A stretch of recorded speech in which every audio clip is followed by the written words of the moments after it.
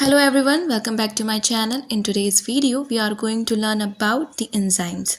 So let's begin. What are enzymes? Enzymes are biocatalysts. Catalysts are the substance that increase the rate of chemical reaction without being consumed in the process. Suppose there is a chemical reaction taking place where a substrate binds to the enzyme and form product. Now the same enzyme will take part in another chemical reaction and convert other substrate also into the product. So that means the enzyme will not get consumed in the process. If a chemical reaction is taking place in the presence of enzyme, then it's called as the catalyzed reaction. Whereas if enzyme won't take part in a chemical reaction, then it's called as a uncatalyzed reaction. Enzyme will increase the rate of reaction in both forward and backward direction. The main job of enzyme is to lower the activation energy. Let's see how they lower the activation energy. When substrate bind to the enzyme, their interaction causes the release of energy, and that energy is a binding energy. This binding energy will help in lowering the activation energy. If activation energy decreases, that means rate of reaction will increase. So we can conclude that activation energy is indirectly proportional to the rate of reaction. Most of enzymes are proteins, but some are made of RNA. These RNA enzymes are called as riboenzyme. Enzyme can be simple or conjugated. A simple enzyme consists only a protein part, while a conjugated enzyme requires a non-protein part and a protein part. The non-protein part is called as the cofactor, which acts like a helper. The protein part is called as the apoenzyme. Now this protein part is in inactive state. When a non-protein part will attach to the protein part, it will form an active enzyme. So when a cofactor will bind to apoenzyme, they will form an holoenzyme. Now this holoenzyme is a combination of non-protein and protein part, and it is a active enzyme. Now this enzyme is ready to take substrate and convert it into the product. Cofactors are of two main types, metal ion and coenzymes. Metal ions help enzyme in two ways. If the metal only activates the enzyme, it is called as metal activated enzyme. If metal is tightly bound and essential for function, it is called as metalloenzyme. Examples of metal activated enzymes are keratin kinase. This keratin kinase require magnesium as a metal ion. The second example is salivary alpha amylase, which requires calcium as a metal ion. Examples of metalloenzymes are catalase. The catalase have iron in its structure and which is tightly linked to this structure. The second example is carboxypeptidase, which have zinc in their structure. Coenzymes are organic helper molecules often derived from vitamin. They are of two types. A prosthetic group remains tightly bound to the enzyme throughout the reaction, while a co-substrate binds temporarily, participate in reaction and then leaves. So a prosthetic group have a tight bond with the enzyme, while a co-substrate have a loose or weak bond with the enzyme. Some example of prosthetic group is heme or cytochrome, and the co-substrate are NAD+, NADP+, and ATP. Have you ever wondered how enzymes help in your digestion process? So this digestion begins in the mouth. Your saliva contains an enzyme called salivary amylase.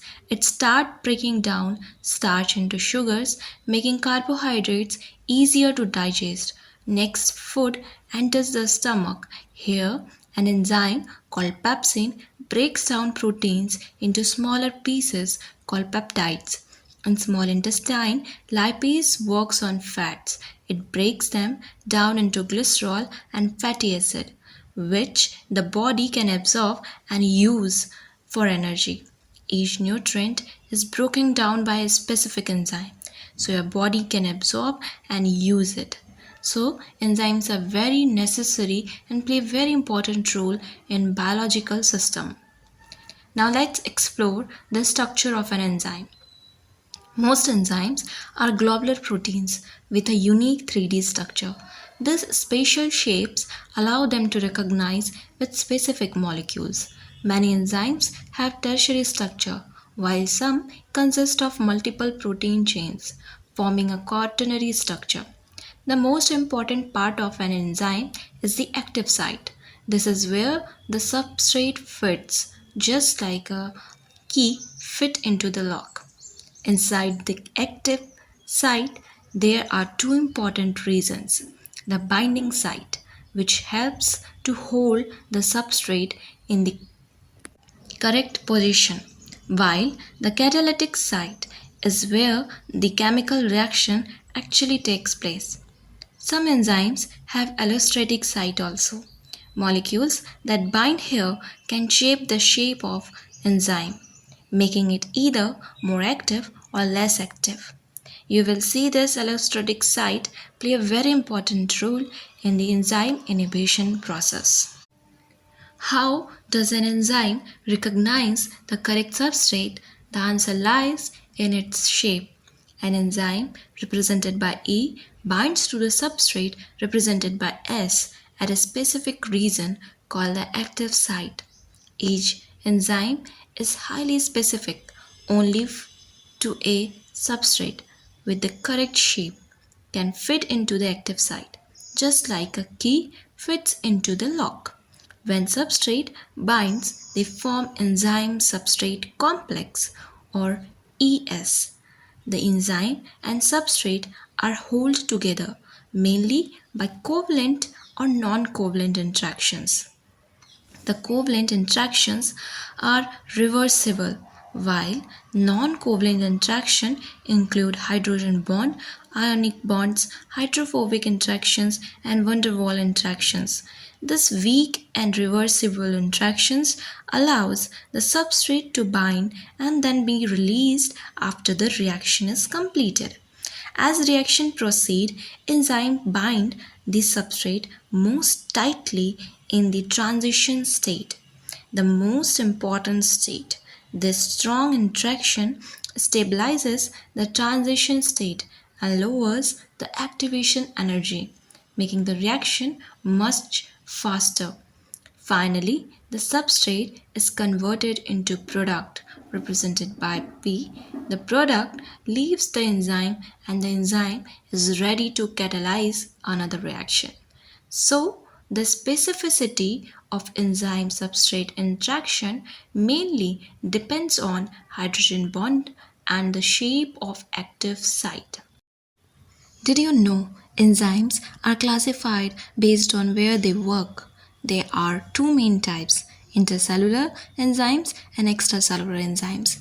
Intracellular enzymes are enzymes that function inside the cell where they are synthesized. They help carry out essential cellular processes such as metabolism, DNA replication, and energy production. Example of intracellular enzymes includes hexokinase, DNA polymerase, catalase, and lactate dehydrogenase. These enzymes are mainly intracellular. They are only performed inside the cell. Now the other is extracellular enzyme. They are secreted outside the cell and perform the function in the extracellular environment, means basically outside the cell. They help digest food or break down substance outside the cell. Common extracellular enzymes include amylase, pepsin, trypsin, and cellulase. Let's recap. Intracellular enzymes work inside the cell and extracellular works outside the cell.